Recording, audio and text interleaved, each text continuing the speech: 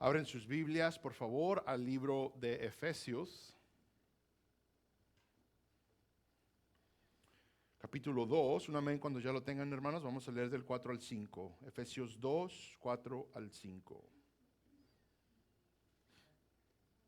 ¿Estamos listos, hermanos?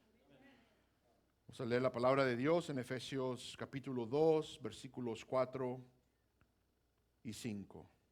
Dice la palabra de Dios: pero Dios, que es rico en misericordia, por causa del gran amor con que nos amó, aun cuando estábamos muertos en nuestros delitos, nos dio vida juntamente con Cristo. Por gracia habéis sido salvos. Si por favor inclinan sus rostros, cierran sus ojos en reverencia a nuestro Dios Padre. Santísimo Padre, venimos el día de hoy agradecidos una vez más, Señor, por este tiempo. Tú eres merecedor de toda la honra y toda la gloria. Tú que eres creador de los cielos, de la tierra, Padre, de todo lo que en ellos existe. Te adoramos y te glorificamos, Señor, pues eres merecedor. Venimos, Padre Santo, a apelar, Señor, a tu soberanía, a tu voluntad, Padre. Venimos a apelar, Señor, a ti, Padre, que seas con nosotros este día, que obres en nuestra mente, en nuestro corazón. Corazón es para recibir de ti, Padre Santo. Que tú abras, Señor, nuestros ojos y oídos espirituales para tus verdades, que las podamos aplicar, Señor, y que el día de hoy salgamos una vez más, Señor, animados, Padre, por todo lo que tú has hecho por nosotros, a pesar de nuestro estado, a pesar de nuestra condición, Padre. Y que por el resto de nuestras vidas vivamos de manera agradecida. Padre, te pido, Señor, que pueda hablar de manera clara, de una manera, Señor, que te honre, que te glorifique, Señor, una manera, Padre, que sea de mucha edificación mutuamente, Padre Santo. Sobre todo, Padre, te pido fidelidad. Te pido, Señor, que me permitas exponer tu palabra y nada más, Señor. Y que en todo lo que hagamos, Padre, sea para tu honra y tu gloria nada más. Te lo pedimos todo en el glorioso nombre de tu Hijo amado Jesucristo. Amén. Pueden tomar sus lugares. Hermanos, brevemente les leo el contexto desde el versículo 1 al 5. Una vez más, he dividido los versículos un poquito de manera interesante, simplemente para poder saborear todo lo que el apóstol Pablo escribe en esta carta a los Efesios. Pero como es típico, es muy importante que podamos entrar en contexto, entender lo que estamos estudiando, por qué lo estamos estudiando. Muchas veces podemos cometer el error de simplemente enfocarnos en una porción bíblica y ignorar por qué se está diciendo, o incluso hasta torcer, tal vez sin querer, o ignorar el propósito por lo cual lo que está escrito aquí está escrito. Entonces les voy a leer del versículo 1 al 5 y vamos a recordar un poco lo que hemos hablado y luego entramos en lo que es nuestro estudio el día de hoy. Espero sea de mucha edificación como lo fue para mí estas semanas que me ha tocado estudiar esta sección bastante conocida de Efesios 2.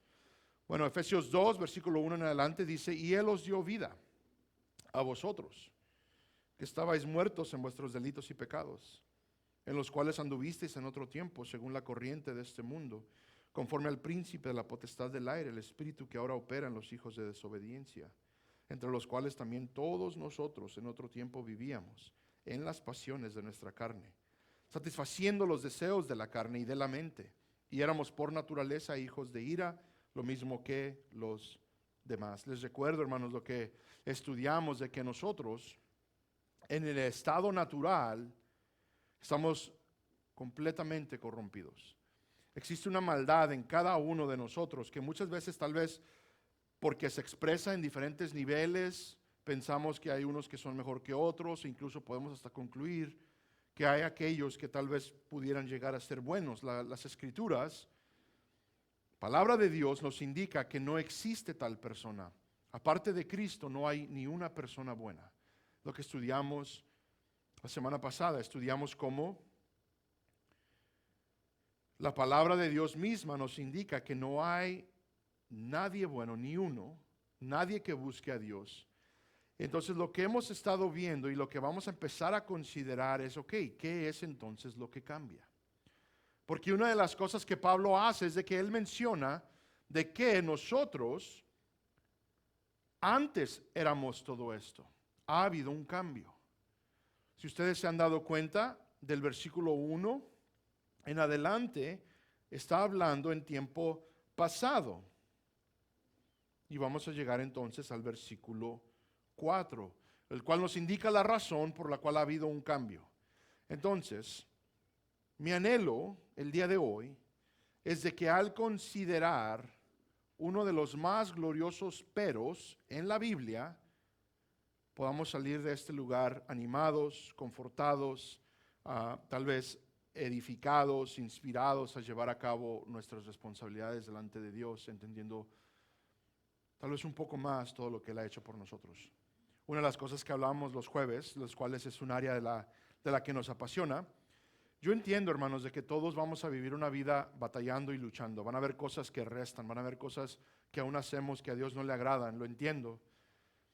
Pero a luz de estudios como el día de hoy, estudios enfocados en todo lo que Dios ha hecho por nosotros, el cual la Biblia está saturada, debe de crear en nosotros una llama, un fuego de ir cambiando, de ver hacia atrás y notar las cosas que están incorrectas. Muchas veces, si en verdad somos honestos los unos con los otros, dejamos que nuestro orgullo nuble las glorias del Evangelio, que nuestro orgullo sea lo que vence en vez de lo que Dios ha hecho en nosotros y por nosotros en Cristo Jesús. Cada vez que pecamos, cada vez que hacemos cosas que ofenden, cada vez que transgredimos la ley de Dios, es por cuestiones de la naturaleza que aún queda en nosotros. Pero tal vez es por descuido de dejar las disciplinas, es por descuido de no considerar aún más todo lo que Cristo ha hecho por nosotros. La vida del cristiano es una vida que se vive en agradecimiento por todo lo que Dios ha hecho. No solo Él ha muerto por nosotros para proveer para nosotros salvación, pero lo he mencionado y lo volveré a mencionar porque son cosas cotidianas, cosas triviales que se nos olvida. El simple hecho de que cada uno de nosotros estemos aquí el día de hoy, es por misericordia de Dios. Y muchas veces nos despertamos, vivimos nuestro día ocupado, lo entiendo, agobios de la vida, los trabajos, cuestiones de familia. Y tal vez vivamos los días sin acordarnos todo lo glorioso que Dios ha hecho por nosotros. Y mi anhelo es de que siempre sea nuestra oración, de que Dios siempre, todos los días lo traiga a mente. Comenzando la vida ese día en el Evangelio, a mediodía en el Evangelio, a terminar el día de trabajo en el Evangelio, al descansar nuestras cabezas en cansancio, que lo que meditemos es el Evangelio. Bueno, hemos visto. Estábamos muertos en delitos y pecados. Andábamos según la corriente de este mundo, conforme al príncipe de la potestad del aire, siguiendo detrás de Satanás. No solo eso, también siguiendo las pasiones de nuestra propia carne, satisfaciendo deseos que están en contra de Dios. Y ahora noten el versículo 4, comienza, pero Dios. Se ha dicho que esta frase, que son solo 3 palabras en el griego, es la frase más importante de toda la Biblia. Creo que se usa en este mismo contexto 41 veces. Y la idea aquí nos comunica, está ocurriendo algo, pero Dios ha obrado. Algo que nos afecta de manera negativa, algo que trae consecuencias para nosotros, pero Dios ha obrado. Que en medio de nuestra incapacidad espiritual, Dios obra a pesar de toda la corrupción, todo el pecado, todo lo que nos espera como hijos de ira. La frase, hermanos, como he mencionado, indica un cambio espectacular verdaderamente para nosotros. Aquellos que éramos merecedores del juicio de Dios, pero Dios ha obrado. Es la idea de la frase en su contexto. Pero el significado es de profundidad gloriosa. La frase en verdad nos señala varias cosas en sí. Primero que nada, nos señala que Dios es quien obra. El Dios creador de todas las cosas, el Todopoderoso. Dios es el soberano que puede obrar. Pablo indica que Dios obró y así fue. Dios es el juez. Tiene autoridad y poder para obrar de esta manera. Dios al obrar cambia también nuestra trayectoria. Nuestro destino de una eternidad en juicio, ahora a una eternidad en su gloriosa presencia. Como muertos andantes, ahora recibimos vida abundante en Cristo Jesús. Al señalar la condición humana como muerta en delitos y pecados, nos apunta a Dios como el merecedor de todo el crédito por nuestra salvación. Muertos significa una vez más que no podíamos hacer nada por nosotros mismos, pero Dios, o sea, Dios obrando por nosotros. La gloria sea a Dios, hermanos. Vamos a continuar, porque Pablo va a ir aclarando por qué existe este pero que jamás en nuestras vidas, hermanos, se nos olvide que Dios ha obrado por nosotros. Que cualquier cosa que podamos estar sufriendo, cualquier cosa que pasemos, hemos pasado, vamos a pasar, Dios ha obrado. Y Pablo dice que este Dios es rico en misericordia. La palabra rico nos indica que este atributo abunda en él. En este caso, la misericordia. La misericordia es juzgar favorablemente en contra de alguien culpable. Literalmente es recibir favor cuando se merecía lo opuesto. Es clemencia, es compasión. Y la Biblia habla bastante de la misericordia de Dios. Uno de los atributos que tal vez nos resalta más, especialmente entendiendo quiénes éramos como su creación. Notemos algunas citas, el Salmos 145:8. Dice: clemente y compasivo es el Señor, lento para la ira y grande en misericordia.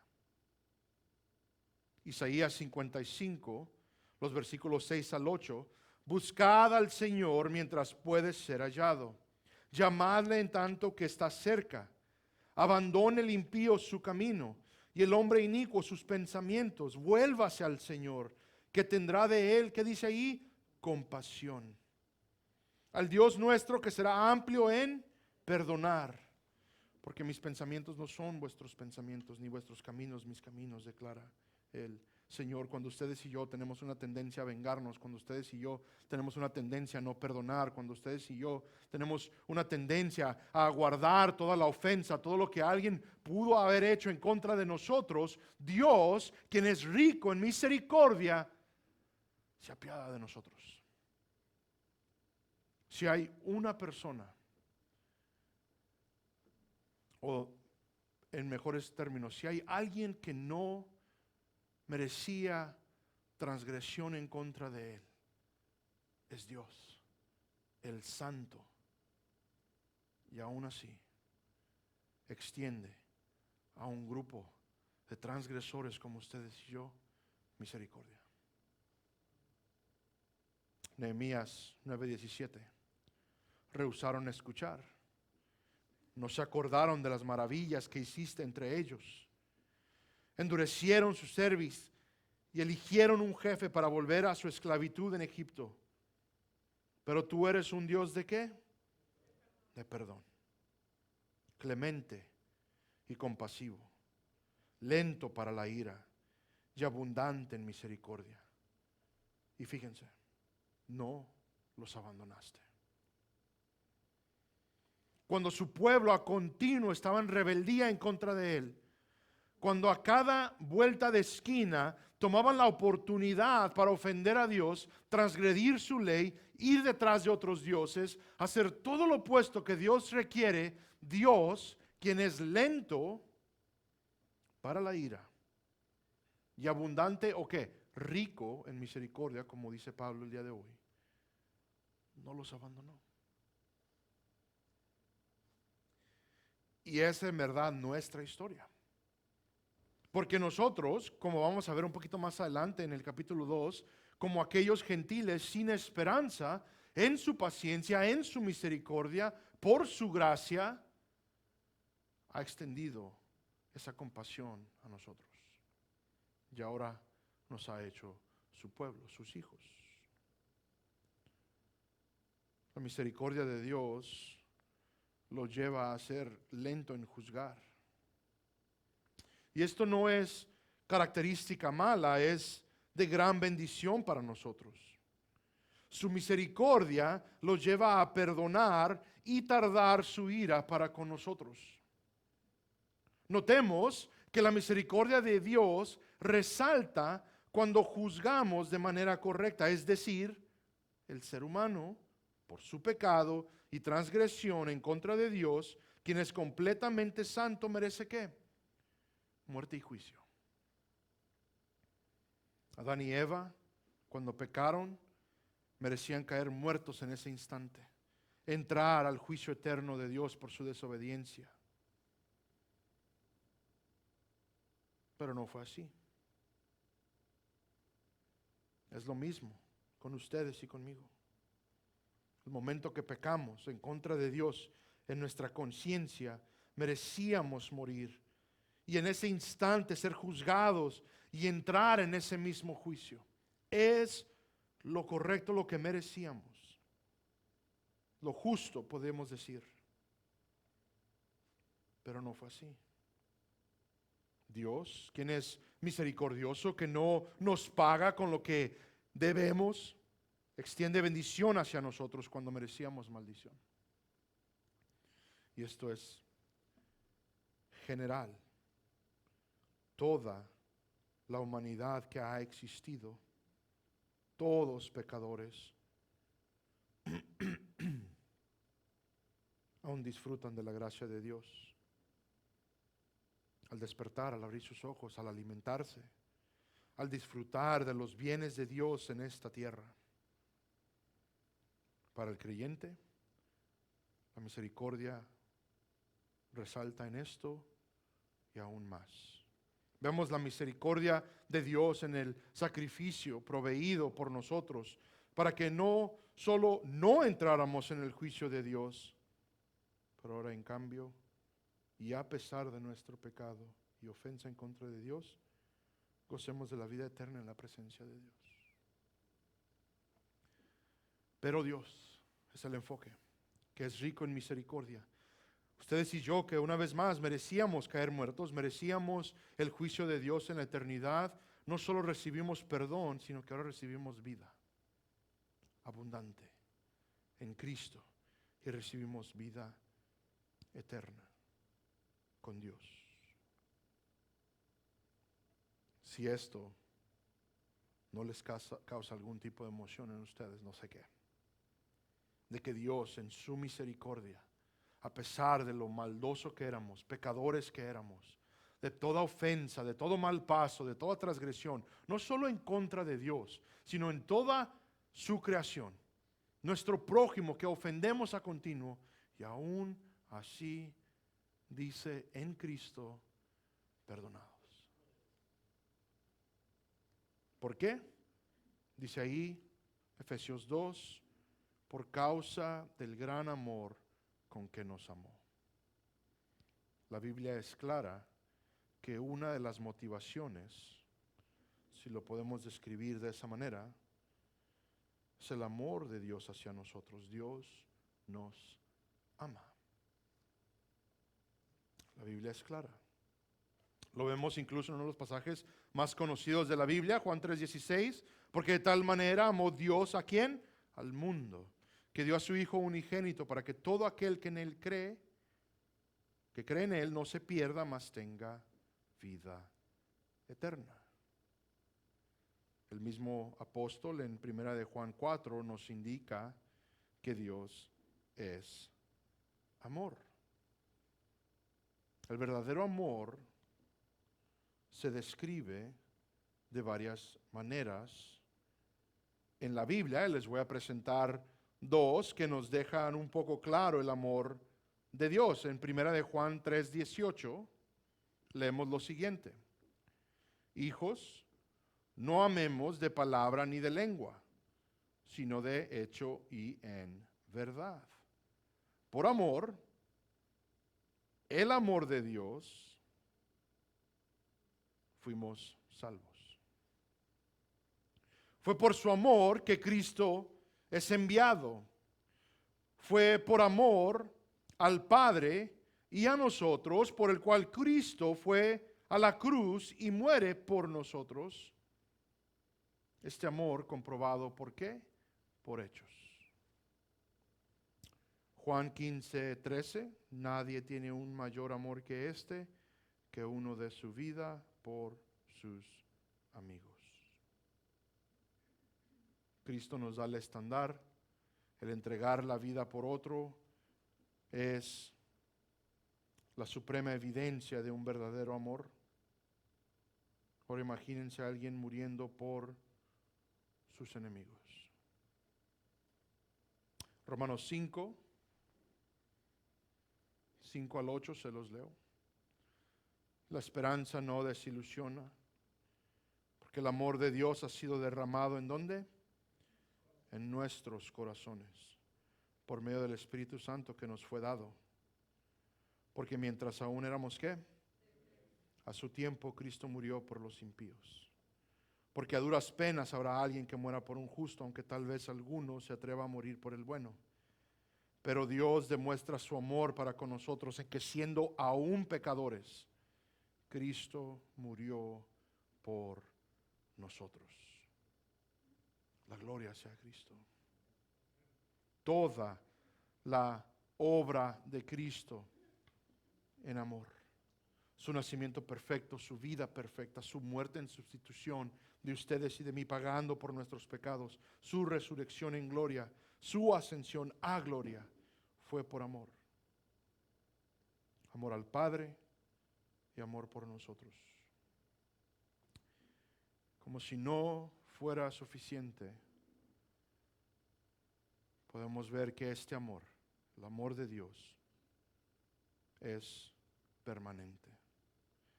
Romanos 8, 35 al 39, ya lo hemos estudiado cuando estábamos en la epístola de los Romanos. Se los leo. ¿Quién nos separará del amor de Cristo? Y les recuerdo que la pregunta es retórica. La pregunta se hace en el lenguaje original con la expectativa de que sabemos la respuesta. ¿Qué es la respuesta? Absolutamente nada. Nada nos puede separar del amor de Cristo. Continuemos. ¿Quién nos separará del amor de Cristo? Tribulación o angustia o persecución o hambre o desnudez o peligro o espada. Hasta la muerte. Tal como está escrito, por causa tuya somos puestos a muerte todo el día, somos considerados como ovejas para el matadero. Pero en todas estas cosas somos más que vencedores por medio de aquel que nos amó. Porque estoy convencido de que ni la muerte, ni la vida, ni ángeles, ni principados, ni lo presente, ni lo porvenir, ni los poderes, ni lo alto, ni lo profundo, ni ninguna otra cosa creada nos podrá separar del amor de Dios que es en Cristo Jesús, Señor nuestro. Estas verdades son gloriosas para pecadores como ustedes y yo, lo deben ser. El verdadero amor perdura. Dios es verdaderamente fiel hacia nosotros. Quiero aclararnos algo en breve, comercial. El amor que Dios demostró a nosotros ha sido derramado en nosotros. ¿Con qué propósito? Hemos leído que por medio del Espíritu Santo el amor de Dios ha sido derramado, ¿se acuerdan? A nuestros ¿qué? Corazones. ¿Con qué fin? Que fluya el amor de Dios de nosotros hacia Dios y hacia el prójimo. Primera de Juan 4, 7 al 9. Amados, amémonos unos a otros, porque el amor es de Dios, y todo el que ama es nacido de Dios y conoce a Dios. El que no ama no conoce a Dios. ¿Por qué? Dios es amor. En esto se manifestó el amor de Dios en nosotros, en que Dios ha enviado a su Hijo unigénito al mundo para que vivamos por medio de Él. Ahí el Evangelio. La definición del amor de Dios en su Hijo unigénito enviado a morir en nuestro lugar. ¿Para qué? Para que vivamos por medio de Él. Para que en Cristo se encuentre nuestra vida. Para que en Cristo seamos vivificados en resurrección con Él, juntamente con Él. Concepto que Pablo va a entrar en el versículo 5 en adelante. Hermanos, quiero ser claro, tenemos una responsabilidad de amar. De amar a Dios, de amar al prójimo con el amor de Dios que ahora está en nosotros. ¿Cómo es el amor de Dios? Paciente, compasivo. Bueno, continuemos. Versículo 5. El versículo 5, hermanos, nos vamos a enfocar en porciones de él. En breve tocaremos todo, pero formará parte, si Dios permite, cuando regrese de vacaciones, lo volveremos a ver en otro ángulo. Nomás les dejo saber, no tocaré todo el día de hoy. Versículo 5. Aun cuando estábamos muertos en nuestros delitos, nos dio vida juntamente con Cristo, por gracia habéis sido salvados. Aquí Pablo se incluye. Noten el cambio de vosotros a estábamos, ya se incluye que él formaba parte de los que estaban muertos en sus delitos y pecados. Ahora Pablo se incluye en el grupo que iba detrás de la corriente de este mundo, que iba detrás de Satanás, que iba detrás de sus propios deseos. Aun cuando estábamos muertos, es la realidad de todos. Pero este grupo de creyentes y todo creyente en Cristo de toda la historia, ahora ha recibido vida juntamente con Cristo.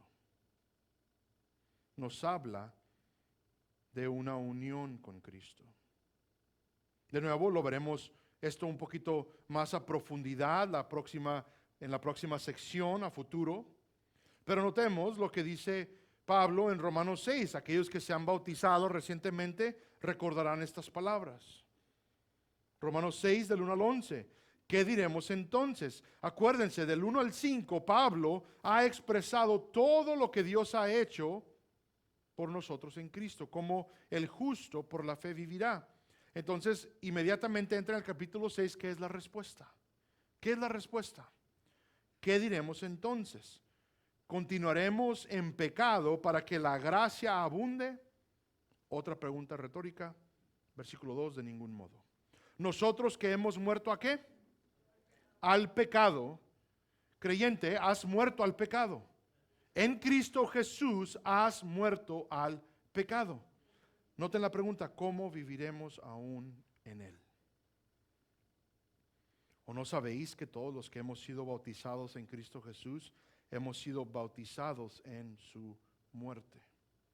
Por tanto, hemos sido sepultados con Él por medio del bautismo para muerte, a fin de que, como Cristo resucitó de entre los muertos por la gloria del Padre, así también nosotros andemos en novedad de vida.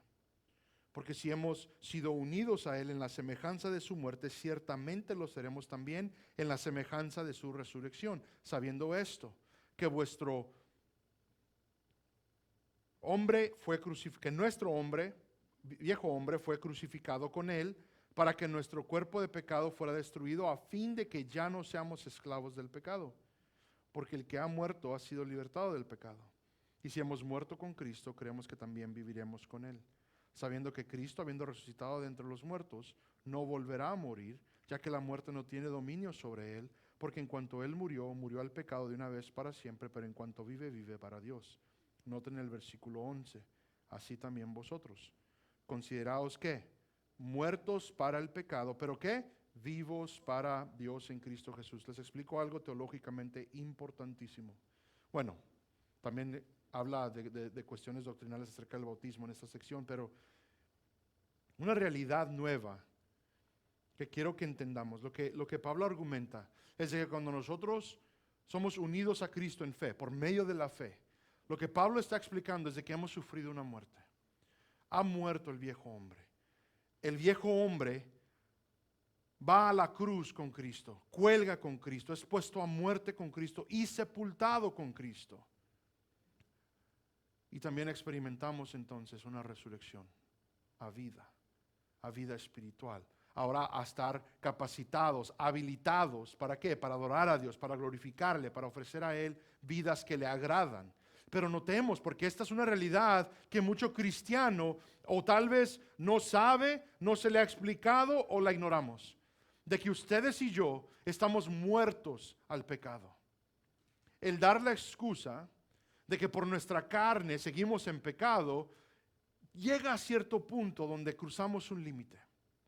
Porque la realidad de las cosas es de que el deber del cristiano es poner a muerte a continuo su carne y los deseos de esa carne.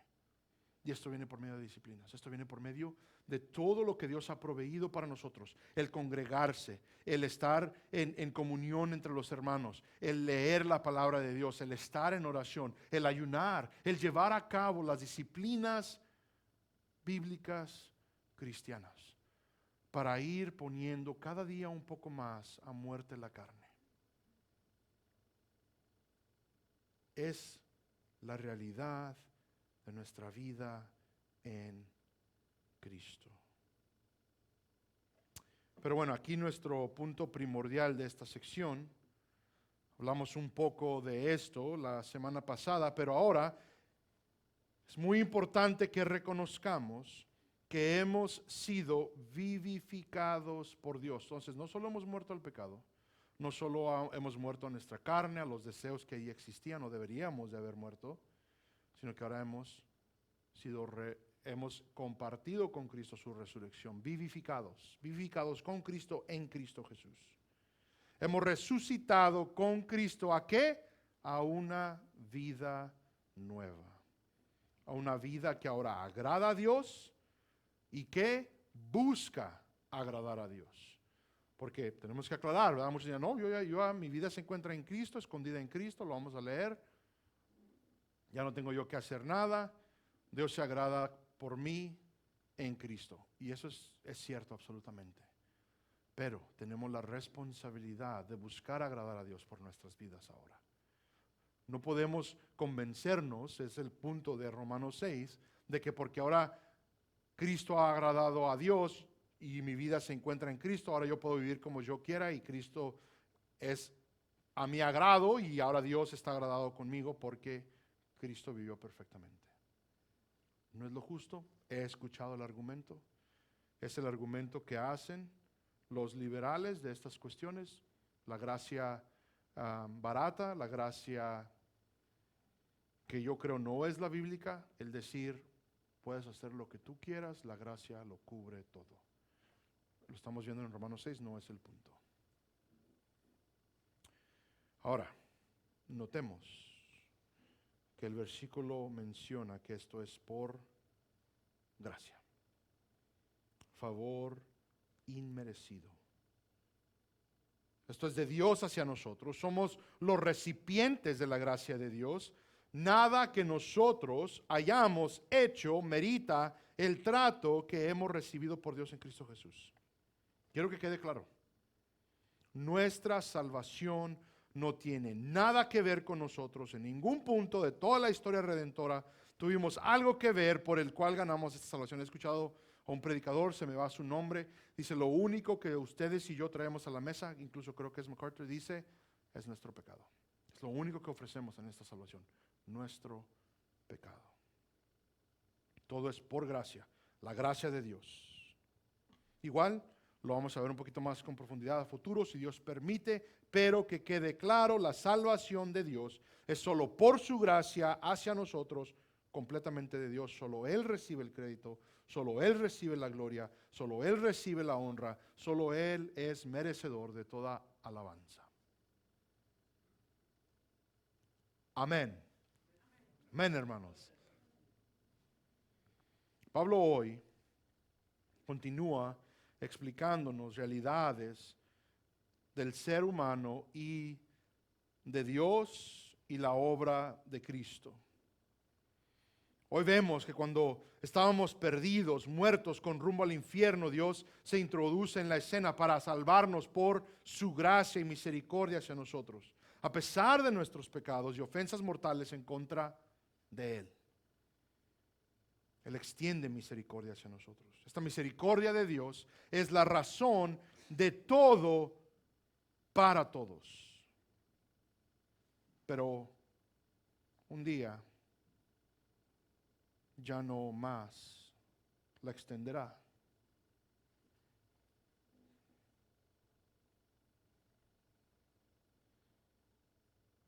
Vendrá un día, hermanos, un día que no hemos experimentado, un día al cual ni tenemos idea cómo se ve cuando Él retiene su gracia, cuando Él retiene su misericordia, cuando Él dice ya no más. Pero el día de hoy, hermanos, nos podemos gozar, enfocar en todo lo que hemos estudiado. No solo eso, en todo lo que por gracia de Dios hemos experimentado y vivido. El estado del hombre era pésimo, era fatal, literalmente. Es aquí donde se nos introduce una vez más la frase, pero Dios,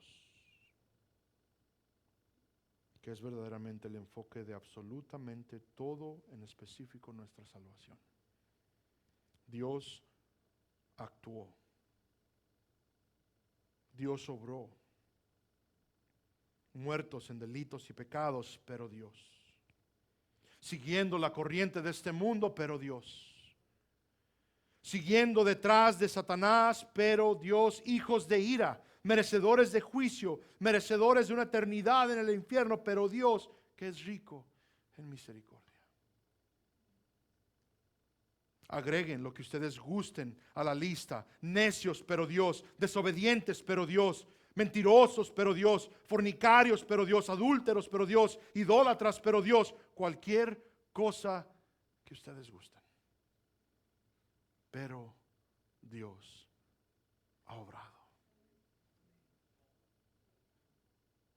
Notemos cómo menciona esto Pablo a Tito. Tito 3, versículos 3 al 7.